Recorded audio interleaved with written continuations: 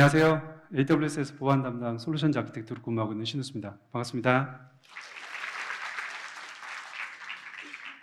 네, 저는 오늘 개발부터 운영까지 여러분들이 사용하실 수 있는 클라우드 보안에 대한 개요, 그리고 주요 AWS 보안 서비스에 대해 살펴보도록 하겠습니다. 본격적으로 세션을 시작하기에 앞서 좀 목차를 설명을 드리고 진행을 하도록 하겠습니다. 초반부에는 전반적인 AWS 클라우드 보안에 대한 개요에 대해서 설명을 드릴 거고요. 그리고 데이터 보호, 그 다음으로 네트워크 및 인프라 보호, 위험 및 탐지에 대한 대응, 그리고 마지막으로 생성형 AI 보안에 대해 말씀을 드리도록 하겠습니다. 보안, 참 어려운 주제입니다. 여기 계신 분들 중에서 보안팀에 계시는 분도 계시고 그렇지 않은 분도 계실 것 같은데요. 온프레미스 환경에서 보안은 참 어렵다고 말씀들을 하십니다. 클라우드에서의 보안은 어떨까요? 클라우드에서의 보안도 여전히 어렵습니다. 따라서 온프레미스에서 보안을 하시던 분이 클라우드 보안을 하다 보면 여러 가지 챌린지를 겪게 되는데요. 가장 대표적인 챌린지는 전문적인 기술력의 부족입니다. 그러니까 클라우드 보안을 강화하기 위해서는 클라우드 보안에 대한 이해도가 필요하거든요. 조직에서는 전문적인 클라우드 보안 인력이 확보가 되어야 개발팀, 사업부서, 여러 조직에서 요구하는 보안을 잘 반영할 수 있을 텐데요. 이런 부분이 부족해지다 보면 결국은 개발팀이나 사업부서, 그리고 보안팀 간의 충돌이 발생하기 마련입니다. 그리고 여러분들이 잘 알고 계시는 것처럼 보안 위협은 나날이 발전을 하고 있습니다. IT 기술이 발전하는 것에 맞추어서 보안 위협도 꾸준히 발전하고 새로워지고 있는데요. 여기에 대응하는 건 역시 여전히 어렵다라고 생각하시면 될 것 같습니다. 그리고 기술이 발전하는 것만큼 규제도 새로워지고 있죠. 금융에서 생성형 AI를 허용하거나 SaaS를 허용하는 과정에서도 규제가 있을 수 있고요. 그리고 AI를 사용하기 위해서 개인정보 보호를 위한 규제가 생겨났다는 것들을 보시면 점점 더 규제 준수 역시 어려워지고 있다라고 생각하시면 될 것 같습니다. 그야말로 보안이 점점 더 클라우드 환경에서도 어려워지고 있다라고 말씀을 드렸는데요. 그러면 고객, 그러니까 조직이나 기업 입장에서는 어떤 클라우드가 필요할까요? 뭔가 보안에 대해서 입증된 안전한 클라우드 사업자가 필요하겠죠. 예를 들면 클라우드 사업자가 제공하는 인프라, 각종 서비스는 안전한 서비스이어야 할 겁니다. 인프라 역시 당연히 신뢰할 수 있는 안전한 인프라를 제공하는 사업자여야겠죠. 그리고 우리가 혁신이라는 단어를 많이 이야기를 하는데요. 우리에게 필요한 클라우드 사업자는 혁신의 속도를 늦추지 않는 여러 가지 기능들을 제공하는 사업자이어야 할 겁니다. 그리고 클라이언트부터 서버까지 이르는 다양한 구간에 여러분들이 적용할 수 있는 다양한 보안 기능을 제공할 수 있는 기업이어야 할 겁니다. 그리고 클라우드 사업자 스스로 자신들의 보안을 매뉴얼하게 적용하는 게 아니라 자동화해서 편리하게 운영하고 리스크를 최소화하는 그러한 운영을 할 수 있는 클라우드 사업자가 여러분들에게 필요하다고 생각을 합니다. 자, 그러면 AWS는 클라우드를 어떻게 보완하고 있을까요? 여러분들이 알고 계시는 것처럼 AWS는 가장 최초로 클라우드 비즈니스를 시작한 업체입니다. AWS에서는 이런 말이 있습니다. 경험을 압축할 수 있는 알고리즘은 없다. 그러니까 AWS가 가장 오랜 기간 동안 클라우드 서비스를 지속하면서 쌓은 노하우들이 여기저기에 묻혀 있다라는 것이죠. 예를 들면 AWS는 143개에 이르는 각종 보안 규정 준수에 대한 인증을 획득하고 있습니다. 특히 우리나라 같은 서울 리전만 보더라도 글로벌 CSP 중에 가장 최초로 KISMS 인증을 취득을 했고요. 가장 최근에는 CSAP이라는 클라우드 보안 인증 역시 취득을 했습니다. 그리고 AWS는 클라우드 인프라의 보안을 위해서 다양한 노력을 하고 있는데요. 설계 단계에서부터 보안 역시 AWS가 노력하고 있는 영역이라고 보시면 될 것 같습니다. 이러한 노력들이 인프라를 포함한 여러 가지 AWS 서비스에 녹여져 있는데요. 각각의 항목들에 대해서 하나씩 살펴보도록 하겠습니다. 먼저 실리콘 레벨의 보안입니다. 그러니까 설계 단계에서부터 보안을 적용해야 된다 적용하고 있다. 이렇게 제가 말씀을 드렸는데요. 그러면 실리콘 레벨에서는 AWS가 어떻게 보완을 하고 있나? AWS는 다양한 실리콘, 그러니까 칩셋 설계 기술을 보유를 하고 있습니다. 여러 가지 여러분들이 들어보셨을 만한 칩셋을 이미 상용화해서 내놓고 있는데요. 저는 오늘 그라비톤에 대해서 말씀을 드리려고 합니다. 그라비톤은 EC2 인스턴스에 사용하는 칩셋이라고 생각을 하시면 되는데요. 2018년도 최초로 그라비톤이 소개가 되었습니다. 그러니까 1세대 그라비톤은 2018년도에 어나운스 되었다라고 알고 계시면 좋을 것 같은데요. 그 이후로 이 그라비톤은 꾸준히 세대를 업그레이드를 했습니다. 그래서 2023년 리인벤트의 가장 최신 버전인 그라비톤 버전 4, 그러니까 4세대 그라비톤이 어나운스가 되었는데요. 일반적으로 보안을 제외한 영역에서 그라비톤은 가성비를 많이 어필을 합니다. 그러니까 동급의 X86 CPU와 비교를 하면 낮은 비용에 높은 성능을 제공한다라는 것인데요. 이러한 AWS가 설계한 그라비톤은 가성비만 제공하는 게 아닙니다. 보안적으로도 여러 가지 장점들을 제공을 하고 있는데요. 암호화를 먼저 말씀을 드리고 싶습니다. 그라비톤은 메모리 영역에 대한 암호화를 자동으로 수행을 합니다.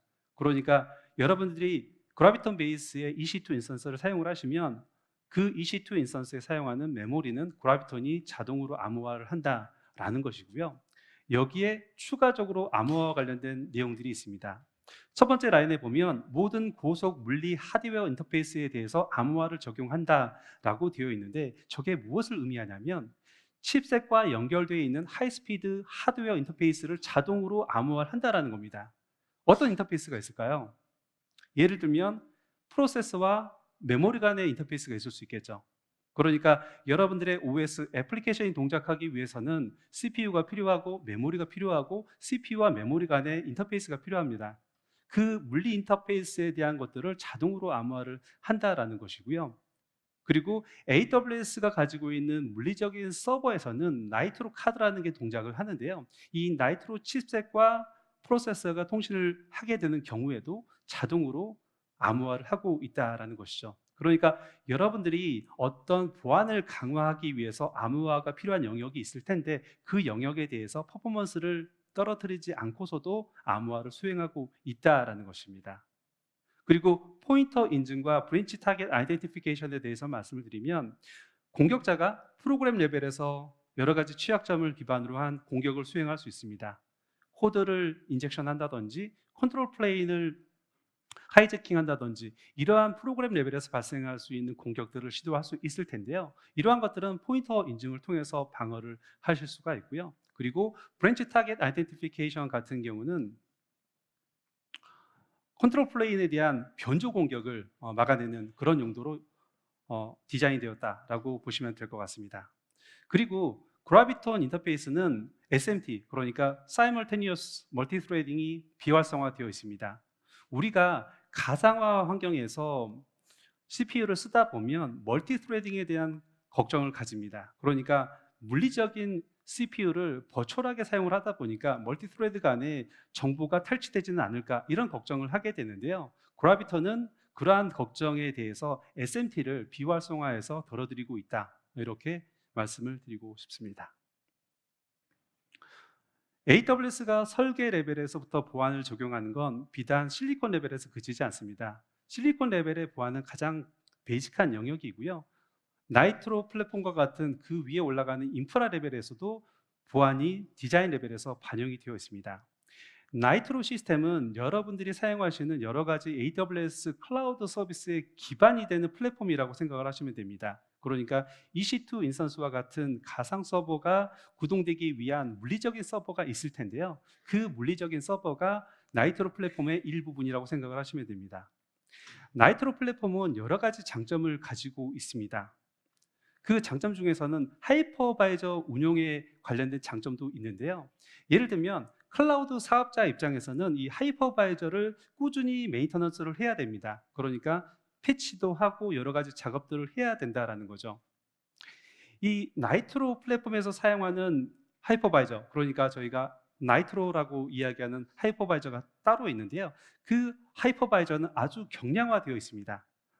경량화되어 있다는 말은 레거시한 하이퍼바이저에서 사용하던 다양한 소프트웨어 레벨의 작업들을 하드웨어로 내려왔다라는 겁니다. 저희가 그것들을 나이트로 카드라고 이야기를 하는데, 여러 개의 카드를 통해서 과거에는 소프트웨어적으로 동작해야 됐던 것들을 물리적으로 오프로드 했다라는 것입니다. 이렇게 경량화된 하이퍼바이저가 제공하는 장점은 뭐냐면, 하이퍼바이저 레벨의 어떤 이슈가 있거나 어떤 패치가 필요한 작업이 있을 때, 과거에는 그 하이퍼바이저 위에 구동되는 EC2 인스턴스가 영향을 받았다라는 것이죠. 예를 들면 물리적인 서버를 재기동을 해야 되면 당연히 가상 서버도 재기동이 돼야 되겠죠. 하지만 나이트로 플랫폼은 라이브 패치가 가능합니다. 그러니까 하드웨어를 리부팅하지 않고도 라이브로 패치가 가능한 그런 기능을 포함을 하고 있다라는 것이죠. 그리고 제가 나이트로 플랫폼은 하이퍼바이저의 다양한 소프트웨어 기능을 하드웨어로 오프로드 했다라고 말씀을 드렸는데, 여기에는 VPC 네트워킹, EBS, 인스턴스 스토리지와 같은 여러분들이 사용하시는 다양한 기능들이 포함이 되어 있다라고 생각을 하시면 됩니다. 그리고 이러한 나이트로 플랫폼 기반의 EC2 인스턴스의 특징이 또 하나가 있는데요.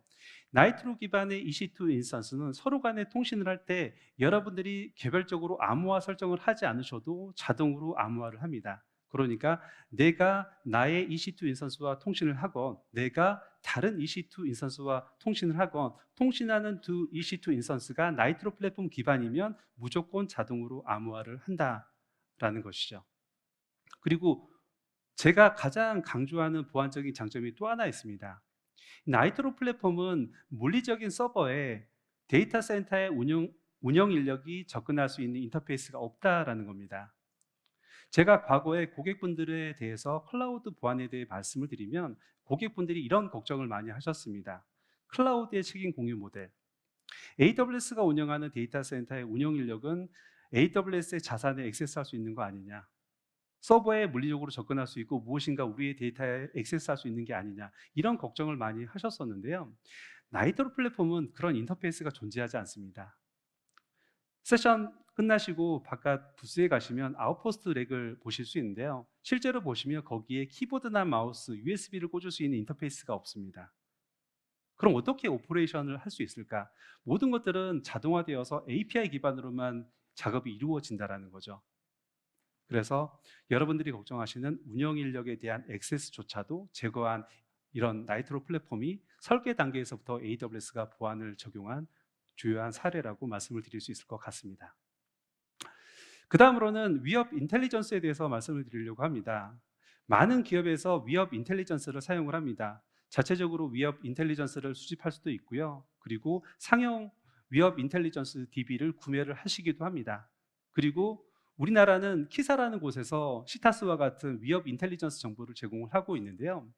아마존에서도 이 위협 인텔리전스를 수집을 하고 있습니다. 저희는 매드팟이라는 위협 인텔리전스를 수집하기 위한 허니팟 인프라를 운영을 하고 있는데요. 이를 통해서 다양한 위협 정보를 수집을 하고 있습니다. 매일 1조 개가 넘는 DNS 쿼리를 분석을 하고요. 이를 통해서 하루 평균 12만 4천 개에 이르는 악성 도메인을 발견을 하고 있습니다. 그러니까 허니팟이라고 하면 공격자가 실제 플랫폼으로 오해하고 어떤 공격을 수행하게 만든 그런 인프라라고 생각을 하시면 되는데요. 매드팟이라고 불리는 그러한 인프라를 통해서 자체적으로 위협 정보를 수집하고 있다라고 보시면 됩니다.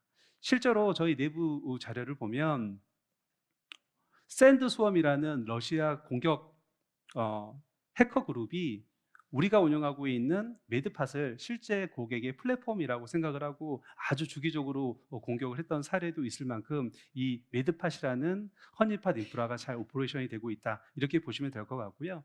이러한 인프라를 통해서 지속적으로 엄청나게 많은 위협 인텔리전스를 수집하고 있고, 이러한 정보를 아마존 가드듀티와 같은 AWS의 보안 서비스와 통합을 하고 있습니다.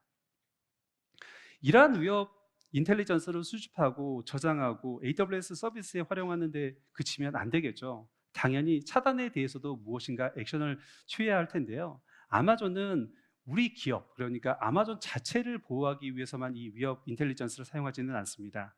그러니까 위협 인텔리전스를 통해서 어떤 심각한 위협 징후가 포착이 되면 여러 기관 혹은 고객에게 이러한 정보를 알려드립니다.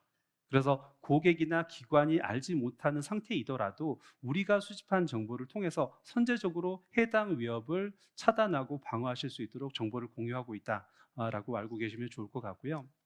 AWS 자체적으로는 소나리스라는 플랫폼을 또 이용을 하고 있습니다. 제가 메드팟은 허니팟 인프라라고 말씀을 드렸는데, 소나리스는 위협을 탐지하고 차단하는 서비스라고 생각을 하시면 됩니다. 허니팟은 아니지만 다양한 위협을 디텍팅하고 프리벤션하는 인프라라고 생각을 하시면 되는데, 이 소나리스라는 플랫폼을 통해서 아마존 S3, VPC, 그리고 쉴드, 그리고 와프가 연동이 되어 있다고 보시면 되는데요. 이러한 서비스로 유입이 되는 다양한 공격들은 소나리스라는 플랫폼을 통해서 탐지되고 차단이 되고, 그리고 필요한 경우 메드파크와 함께 연동되어서 분석이 되고 있다라고 생각하시면 됩니다. 그리고 제가 말씀드린 여러 가지 정보들은 아마존 가드듀티에만 인테그레이션이 되어 있는 게 아닙니다.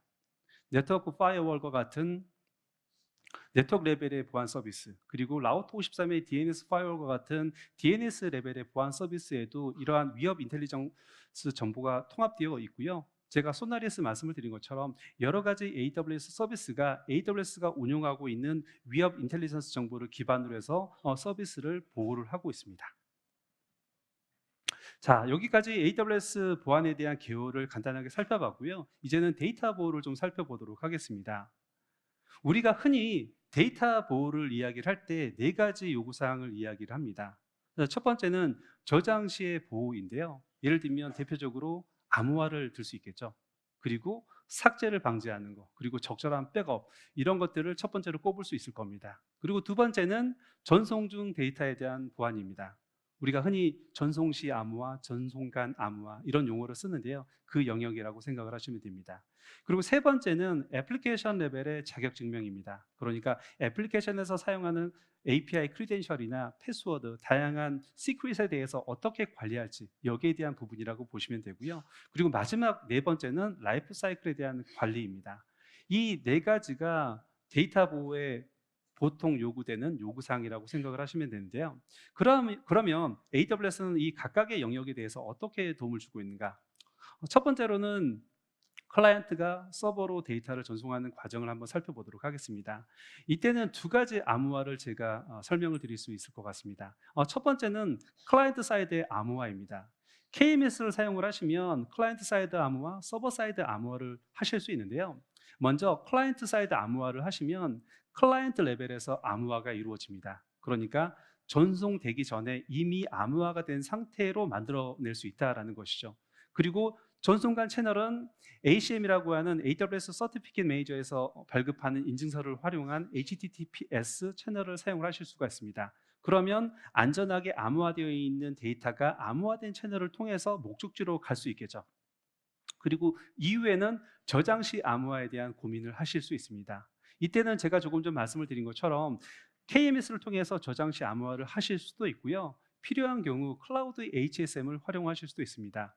KMS, 클라우드 HSM 둘 다 암호화를 위한 키를 관리하는 서비스인데요. 차이점은 KMS는 멀티 테넌트이다라는 것이고, 클라우드 HSM은 싱글 테넌트로 오퍼레이션이 되는 서비스다라는 게 가장 큰 차이점이라고 볼 수 있을 것 같습니다. 그리고 이렇게 암호화돼서 안전하게 저장이 되어 있는 데이터가 필요에 따라서는 다른 어카운트와 공유가 필요할 수도 있겠죠. 그럴 경우는 어떻게 공유를 해야 되는가? 이럴 경우는 AWS 서비스에 기반한 공유이기 때문에 AWS IAM을 통해서 공유를 하실 수 있습니다. 우리가 흔히 크로스 어카운트 쉐어링, 크로스 어카운트 액세스, 이렇게 표현을 하는데요. 교차 계정 간의 액세스가 필요한 경우나 단일 어카운트일지라도 IAM의 정책을 통해서 자원을 안전하게 공유하실 수 있습니다. 그리고 더 나아가 조금 더 강화된 인증, 인가가 필요하다면 어떻게 해야 될 수 있을까? 이때는 시크릿 매니저와 같은 서비스를 활용을 하실 수도 있습니다. 그러니까 크리덴셜 같은 것들을 안전하게 저장을 하고 거기에 저장된 크리덴셜을 필요할 때 호출해서 사용을 하시는 거죠.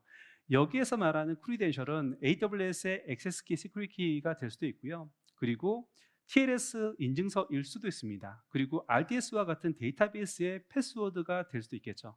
그래서 이러한 여러 가지 기능들을 사용하실 수 있다라고 말씀을 드리고요. 이러한 환경이 잘 마련되어 있는데 여러분들이 이제 감사나 인증 획득을 위한 절차를 수행하는 단계라고 한번 가정을 해보도록 하겠습니다. 그러면 여러분들이 준비해야 될 것은 여러분들의 클라우드 인프라 현황에 대한, 그러니까 보안 태세에 대한 증빙이 필요합니다. 그러면 어떤 서비스를 활용을 할 수 있을까요? 여러 가지 서비스가 있지만 제가 몇 가지를 좀 꼽자면 AWS 콘피그라는 서비스가 있습니다. 그리고 시큐리티 허브라는 서비스가 있고요. 그리고 AWS의 오딘 매니저라는 서비스가 있는데, 이러한 서비스를 활용을 하시면 여러분들의 클라우드에 대한 보안의 준비 태세를 확인하고 리포트로 뽑아낼 수가 있습니다. 여러분들이 업계에서 흔히 CSPM이라는 솔루션 많이 들어보셨을 거예요. CSPM은 클라우드 시큐리티 포스처 매니지먼트의 약자인데요. AWS의 네이티브 CSPM은 시큐리티 허브다, 이렇게 생각을 하시면 됩니다. 그리고 이 시큐리티 허브는 내부적으로 콘피그랑 연동이 되어 있기 때문에 여러분들이 AWS의 네이티브한 서비스를 통해서 CSPM 같은 환경을 구축하고 싶다라고 하시면 시큐리티 허브나 콘피그를 통해서 구성을 하실 수 있을 것 같습니다. 제가 지금까지 설명드린 내용 이외에도 여러 가지 요구사항들이 있을 겁니다. 비용 최적화, 그리고 고가용성, 레질리언시, DR 등 다양한 요구사항들이 있으실 텐데요. 각각의 요구사항에 대해서는 AWS가 제공하는 웰 아키텍티드 가이드를 따르셔도 좋을 것 같고요. 그리고 제가 여기에서 언급드린 모든 서비스는 고객 여러분들만 쓰는 서비스가 아니라 AWS도 쓰고 있습니다. 그러니까 AWS 스스로도 이러한 서비스를 이용을 해서 우리의 인프라를 안전하게 오퍼레이션하고 있다라는 것이죠. 자, 이번에는 네트워크 및 인프라 보호로 넘어가 보도록 하겠습니다. 네트워크 및 인프라 보호도 클라우드 환경에서 여러 가지 어려움을 겪을 수 있습니다. 여러 가지 많은 내용들이 적혀 있는데 제가 세 가지만 좀 꼽아 보면요. 첫 번째로는 확장성입니다. 온프레미스 환경에서도 네트워크가 복잡하고 어렵죠. 하지만 클라우드는 더 복잡하고 어려울 수 있습니다. 왜냐하면 온프레미스는 물리적인 데이터 센터가 정해져 있거든요. 어떤 기업은 많은 데이터 센터를 가지고 있겠지만 모든 기업들이 수십 개, 수백 개의 데이터 센터를 운영하고 있다라고 말하기는 어렵겠죠. 하지만 클라우드는 그렇지 않습니다. 하나의 데이터 센터가 하나의 어카운트 혹은 하나의 VPC와 매핑을 해본다면 의외로 많은 기업들이 수많은 어카운트를 가지고 있고 수많은 VPC를 가지고 있기 때문에 온프레미스보다 훨씬 더 네트워크 환경이 복잡해질 수 있다는 것이죠. 그리고 이러한 환경에서 보안을 구성하다 보면 가용성과 스케일링을 더 고민할 수밖에 없습니다. 예를 들면 데이터 센터가 하나입니다. 그러면 관문을 지키기 위한 인프라는 아주 제한적이죠. 관문이 하나이기 때문에 거기에 들어가는 IPS, DDoS 솔루션, 파이어월, 와프 이런 것들이 하나의 데이터 센터만 지키면 됩니다. 하지만 클라우드가 멀티 어카운트, 멀티 리전, 멀티 VPC라면 솔루션이 다 분산되어야 하겠죠. 그렇기 때문에 어려움이 따른다라는 것이고요. 그리고 최근에 재택근무나 원격근무가 일반화되어 있는데 이러한 환경에 대해서 어떻게 액세스 환경을 제공해 줄 것인가, 이건 역시 네트워크 레벨에서 발생하는 어려움이다라고 말씀을 드릴 수 있을 것 같습니다. 자, 그러면 이 네트워크와 인프라 레벨에서 AWS 고객분들이 사용하실 수 있는 서비스는 무엇이 있을까요? 기본적으로 누구나 사용하는 시큐리티 그룹이라는 서비스가 있습니다. 시큐리티 그룹은 ENI 레벨에서 동작하는 방화벽이다 라고 저희가 말씀을 드리는데요. 이 시큐리티 그룹을 기본으로 해서 여러 가지 부가적인 AWS 네트워크 보안 서비스를 사용하실 수가 있습니다. 예를 들면 DNS 레벨의 방화벽을 적용을 하고 싶다. 그러니까 여러분들이 VPC 환경에서 EC2 인스턴스를 프로비저닝 하게 되면 대부분 자동으로 IP를 받아갑니다. 그리고 여러분들이 별도의 세팅을 하지 않으셔도 DNS 룩업이 이루어집니다. 그 DNS 룩업이 어떻게 이루어지냐면 AWS가 제공하는 라우터 53 DNS 리졸버를 통해서 이루어지게 되는데요. 이 DNS 리졸버 레벨에서 여러분들이 방화벽을 구현을 할 수 있다는 것이죠. 여기에는 여러분들이 매뉴얼하게 특정 도메인을 차단하도록 규칙을 작성하실 수도 있고요. AWS가 제공하는 관리형 도메인 리스트를 사용하실 수도 있습니다. 그러니까 위협 리스트를 자동으로 적용을 해서 악의적이라고 판단되는 도메인에 대한 접근을 차단하는 기능이 적용이 되어 있다는 것입니다.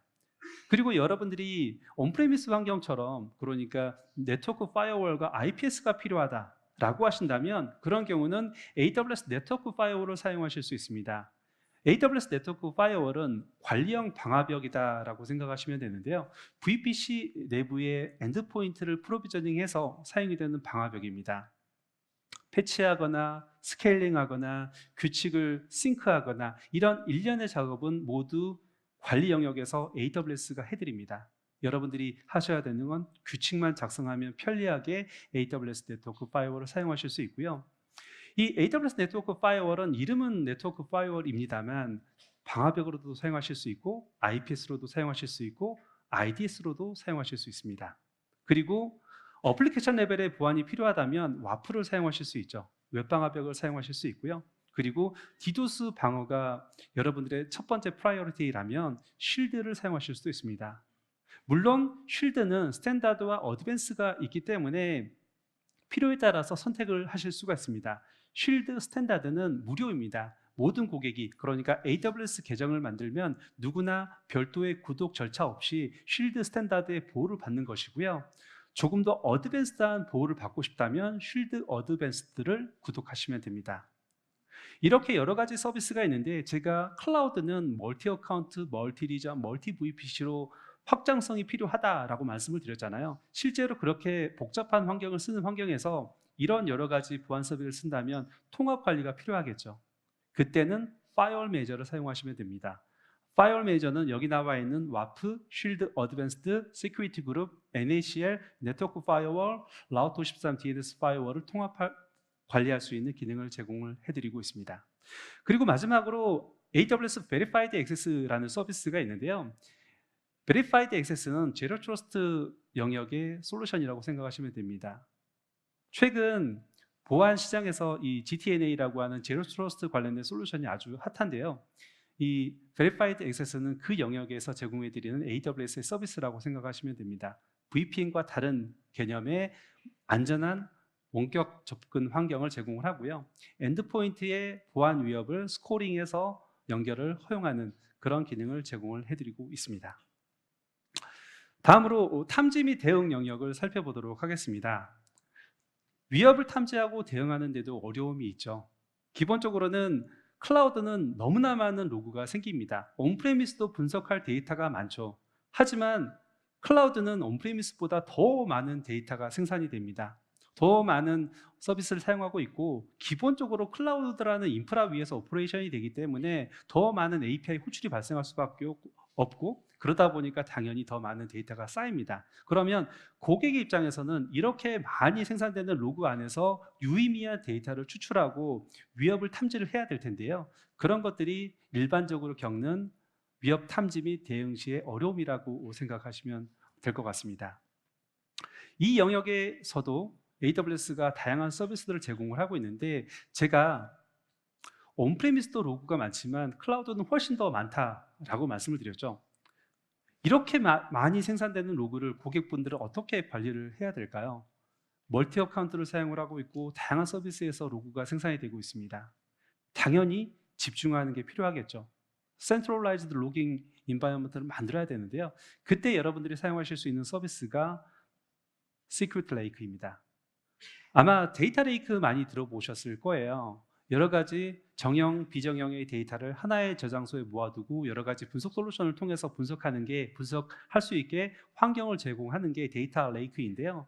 시큐리티 레이크는 시큐리티 로그를 모아서 데이터 레이크화한 서비스라고 생각을 하시면 됩니다. 그러니까 와프의 로그, DNS 로그, 플로우, VPC 플로우 로그, 그리고 클라우드 트레일 로그와 같은 AWS가 생산하는 로그도 저장을 하고요. 고객이 생산하는 로그도 저장을 합니다. 그러면 이러한 로그를 단순하게 저장하는 게 끝인가? 그렇지는 않습니다.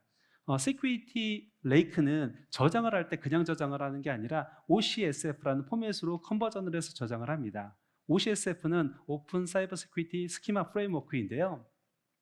노멀라이제이션을 위한 하나의 정형화된, 그러니까 통일된 스키마를 사용한다라고 생각하시면 됩니다. 왜냐하면 각각의 로그마다 고유한 구조가 있을 텐데 서로 다른 구조가 수십 개로 쌓이게 되면 분석하는 입장에서 상당히 어려움이 있겠죠. 그런 것들을 해결하기 위해서 시큐리티 레이크는 단순하게 저장하는 것뿐만이 아니라 OCSF라는 포맷을 통해서 통일화해서 저장을 한다라는 것입니다. 그리고 시큐리티 레이크로 저장한 데이터는 여러 가지 분석 서비스를 통해서 분석하실 수 있지만 관리형 서비스 입장에서는 아마존 가드듀티라는 서비스가 스스로 로그를 수집하고 위협을 분석하기도 합니다. 아마존 가드듀티는 DNS 로그, 플로우 로그 그리고 클라우드 트레일 로그를 자동으로 수집하고 고객이 별도의 설정을 하지 않으셔도 AWS가 가지고 있는 트레드 인텔리전스 그리고 자신이 가지고 있는 머신러닝 기법을 통해서 위협을 탐지를 해냅니다. 그리고 이렇게 찾아낸 위협은 시큐리티 허브로 전송을 하거나 가드듀티 스스로 알람을 발생하기도 합니다. 그러니까 고객 입장에서는 아마존 가드듀티를 사용을 하시면 완전 자동화된 서비스를 통해서 로그를 수집하고 수집된 로그에서 위협을 찾아낼 수 있다라고 보시면 좋을 것 같습니다. 자, 다음으로 이제 생성형 AI 보안에 대해서 살펴보도록 하겠습니다. 생성형 AI 보안에 대해서는 크게 제가 두 가지로 살펴보려고 하는데요. 첫 번째는 생성형 AI 자체에 대한 보안입니다. 그러니까 여러분들이 생성형 AI를 통해서 어떤 서비스를 만들려고 하는 상황을 생각해 보시면 될 것 같습니다. 그 상황에서 우리의 서비스가 어떻게 안전하게 구성이 될 수 있을까? 이 영역이 생성형 AI의 보안 영역이라고 제가 말씀을 드리는 것이고요. 두 번째는 생성형 AI를 보안을 위해서 사용을 하는 것입니다. 그러니까 우리 보안팀이나 보안팀이 아니라고 하더라도 조직에서 보안을 위해서 생성형 AI를 쓰고 싶다면 어떤 방법이 있을까? 아니면 AWS는 어떤 서비스를 통해서 생성형 AI적인 기능을 제공을 하는가라는 영역으로 생각하시면 됩니다. 첫 번째는 생성형 AI의 보안입니다. 그러니까 여러분들이 생성형 AI를 통해서 어떤 서비스를 만들려고 하는데 이 서비스를 안전하게 하려면 어떻게 해야 될까라는 영역이라고 보시면 되는데요. 사실 이 영역은 상당히 까다롭습니다. 생성형 AI의 보안, 이 토픽 하나만으로도 제가 3시간이나 4시간 세션을 진행해 드릴 수 있는데 일반론적으로 제가 간단하게 설명을 드리도록 하겠습니다. 우리에게 가장 중요한 자산은 무엇일까요? 결국은 데이터죠. 보안은 데이터를 지키기 위함입니다. 그러니까 여러분들의 자산을 지키기 위해서 보안을 하는 건데 생성형 AI 역시 다르지 않다라는 것이죠. 생성형 AI의 보안도 여러분들의 자산을 지키기 위한 것이기 때문에 데이터를 어떻게 보호할지 고민을 해야 됩니다. 어떤 방법들이 있을까요? 기본적으로는 암호화가 있을 수 있겠죠. 금융에서 생성형 AI를 사용을 하려면 샌드박스 신청을 해야 됩니다. 혁신금융 서비스 신청을 하고 승인이 되면 AI를 사용하실 수 있는데요. 그렇다고 하더라도 개인정보, 신용정보는 그대로 쓸 수 없죠. 가명화나 익명화 같은 안전장치를 두고 사용을 해야 됩니다. 그런 것들을 생각하시면 좋을 것 같아요. 물론 개인정보가 꼭 필요한 경우는 금융이 아닌 경우 사용하실 수 있겠지만 데이터를 보호할 수 있는 방안에 대해서는 고민을 해야 되는데 이때 암호화나 가명화, 익명화 이런 것들을 생각해 볼 수 있다는 것이죠. 그 다음에는 애플리케이션 보호입니다. 기본적인 로우 데이터에 대한 보호가 이루어졌다라면 이 서비스화되어 있는 애플리케이션을 보호해야 되겠죠. 여러분들이 B2C 애플리케이션을 만들 수도 있고 B2B를 만들 수도 있고 내부 사용자를 위한 서비스를 만들 수도 있을 텐데 B2C 애플리케이션을 만들었다고 가정을 해볼게요. 그러면 우리가 일반적으로 생각하는 인터넷 페이싱 애플리케이션에서 고려해야 하는 보안 위협이 여전히 동작을 하겠죠. 디도스 공격이 들어올 수도 있겠죠. 생성형 AI 애플리케이션이라고 해서 디도스 공격이 안 들어오는 건 아닙니다. 실제로 생성형 AI 영역에서 다루는 여러 가지 보안 위협 중에 하나가 과도하게 API 호출을 하는 게 있어요. 그러니까 호출을 과도하게 하면 모델이 응답을 못하는 상황이 발생할 수가 있습니다. 그게 결국은 디도스 공격이겠죠. 이러한 애플리케이션 레벨에서 발생하는 취약점, 공격들을 방어할 수 있는 대안이 필요하다라는 것이고요. 그 다음에는 인프라에 대한 보호가 필요합니다.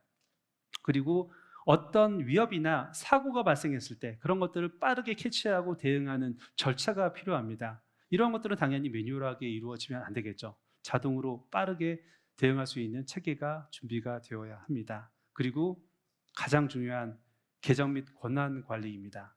생성형 AI를 빌드하다 보면 생성형 AI에 사용되는 다양한 컴포넌트에 대해서 권한을 부여하는 경우가 발생을 합니다. 요즘에 생성형 AI에 MCP를 연동을 하거나 에이전트를 연동하는 이런 기술이 화두가 되고 있는데요. MCP만 하더라도 어떤 권한이 부여가 돼야 되겠죠. 생성형 AI 스스로는 권한이 필요 없습니다. 두뇌 역할을 하기 때문에 어떤 액세스 키, 시큐리티 키, 패스워드 이런 게 필요하지는 않죠. 하지만 누구에게 일을 시킬 때는 그 일을 넘겨받는 MCP 서버에는 권한이 필요하겠죠. 그런 경우 아이디 패스워드를 사용한다거나 액세스키 시큐리티를 사용하실 수 있을 텐데 여기에 대한 권한 관리가 필요하다라는 겁니다. 그리고 네트워크 및 엣지 레벨의 보호가 필요하고요. 그리고 마지막으로 조직 전체 생성형 AI 사용에 대한 정책이나 보안에 대한 인식이 개선이 필요하다라고 보시면 되겠습니다. 생성형 AI 보안에 대해서도 여러 가지 AWS 서비스를 사용하실 수 있는데요. 아까 나왔던 보안 서비스가 그대로 좀 나와 있죠. 제가 말씀을 드렸던 것처럼 생성형 AI 보안에 특화된 어떤 위협이 있기도 하지만 기본적으로 생성형 AI 애플리케이션이라는 관점에서 보면 여기 나와 있는 것처럼 사고 대응의 시큐리티 허브를 사용하실 수 있고요.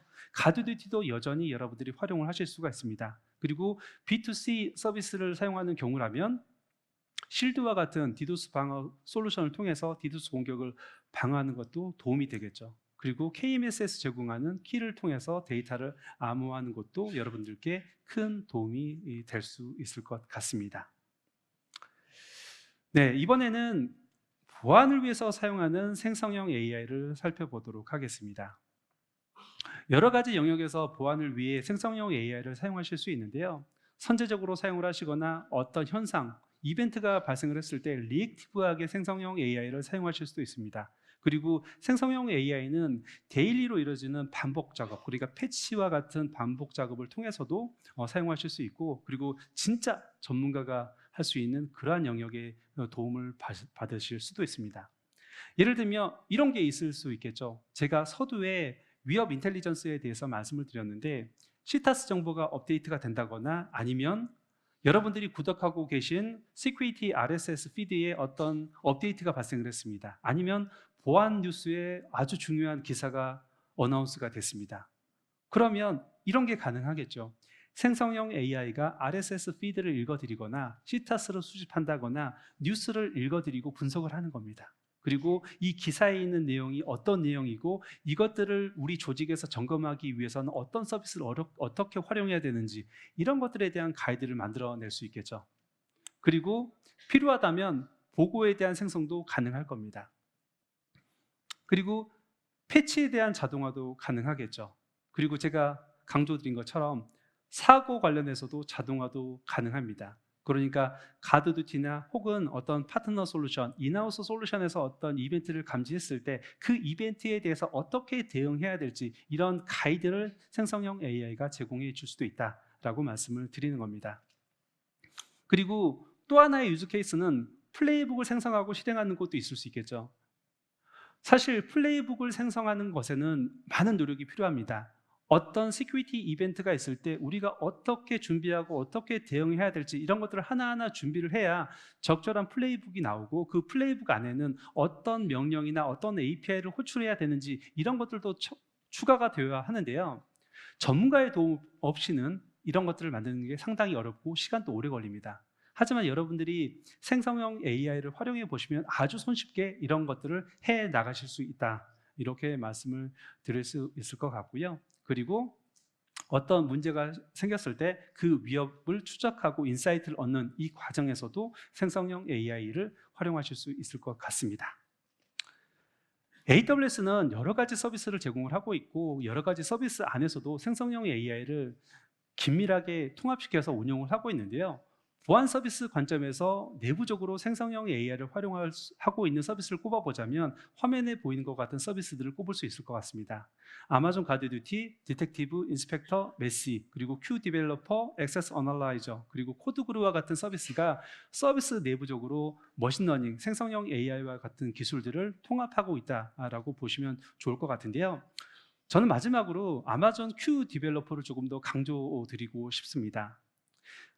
조사에 따르면 가장 많이 사용하는 생성형 AI의 활용 패턴은 코드 생성이라고 해요. 코딩 도우미가 가장 많이 사용하는 패턴이라고 하는데 이 코딩 도우미 역할을 아마존 큐 디벨로퍼가 수행을 합니다. 그런데 이 큐 디벨로퍼는 단순하게 코딩 도우미 역할만 하는 게 아니라 코드 리뷰도 도움을 드립니다. 그러니까 우리가 흔히 사스트라고 하죠. 정적인 코드 분석 기능을 큐 디벨로퍼 안에 넣어놨어요. 그래서 여러분들이 코드를 생성하실 때 코드에 대한 예시, 권장사항을 탭을 통해서 적용하실 수도 있지만 Q 디벨로퍼에서 제공하는 리뷰 기능을 통해서 사스트 기능도 적용하실 수 있다. 이렇게 보시면 될 것 같습니다. 제가 여러 가지 내용들을 말씀을 드렸는데요. AWS에서 제공하는 다양한 보안 서비스들을 여러분들이 직접 써보실 수 있는 기회가 있습니다. 모든 AWS 서비스가 그런 것은 아니지만 많은 서비스가 프리 트라이얼을 제공을 하고 있습니다. 아마존 가드듀티, 메시 이런 서비스들이 프리 트라이얼을 제공하고 있기 때문에 프리 트라이얼을 이용해서 한번 시도해 보시면 좋을 것 같고요. 혹시라도 AWS 전문가의 도움이 필요하시면 이머전 데이나 액티베이션 데이를 통해서 도움을 받으시면 좋을 것 같습니다. 자, 그럼 제 세션은 여기까지 하도록 하겠습니다. 감사합니다.